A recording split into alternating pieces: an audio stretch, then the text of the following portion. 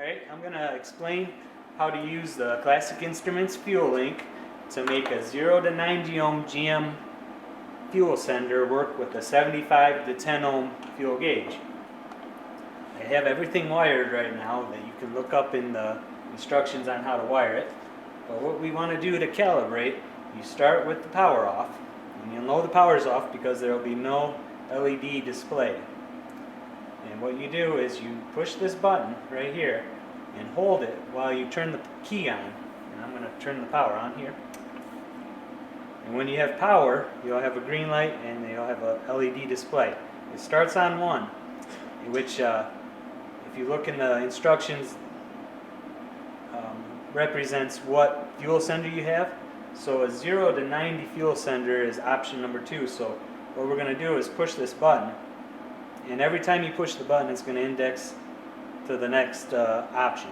So I want number 2, so I'm going to keep on pushing it until I get to A. I'm going to go back to 1 and get it to number 2. So number 2 is for a 0 to 90 sending unit.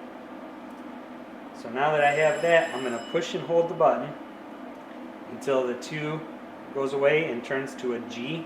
It kind of looks like a 9. And now we're ready to calibrate the gauge. We've already told it what sender we're going to hook up, so we're going to calibrate the gauge. So what we're going to do is push and hold the button until the G starts flashing with the E. And then I'm going to push the button again, and every time I push the button, it's going to change where the fuel pointer is going. So I'm going to push the button and get the pointer to go to empty, as close as I can get. And you have as much time as you need, but push the button and keep on going back and forth, get it to empty. Once you have it set to empty, let go of the button and wait for it to stop flashing. And now empty set. So we're going to program next the quarter tank. So I'm going to push and hold the button again until the G starts flashing with a 2.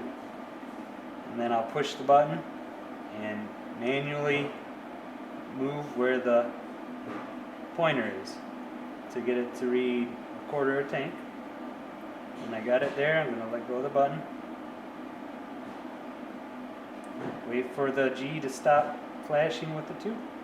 And now a quarter tank is set. Next we're going to do the same thing for half tank. I'm going to push and hold the button.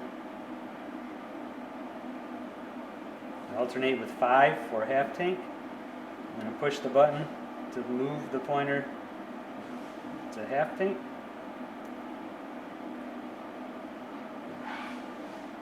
And wait. Next we'll do 3/4 of a tank. It'll flash between 7 and G. And I'll push the button, move the pointer to 3/4 of a tank, and then wait.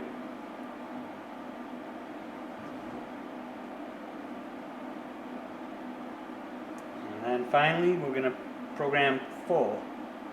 And push the button until it flashes between F and the G, and then push and hold the button again to move the pointer.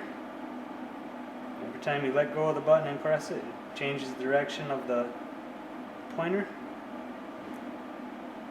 You stop at full and then wait. And now you're all done. The display will turn to C, and you push and hold the button with the C showing until it turns off. And now the gauge will read what the sending unit is actually telling you to, and you're all set and calibrated. Easy as that.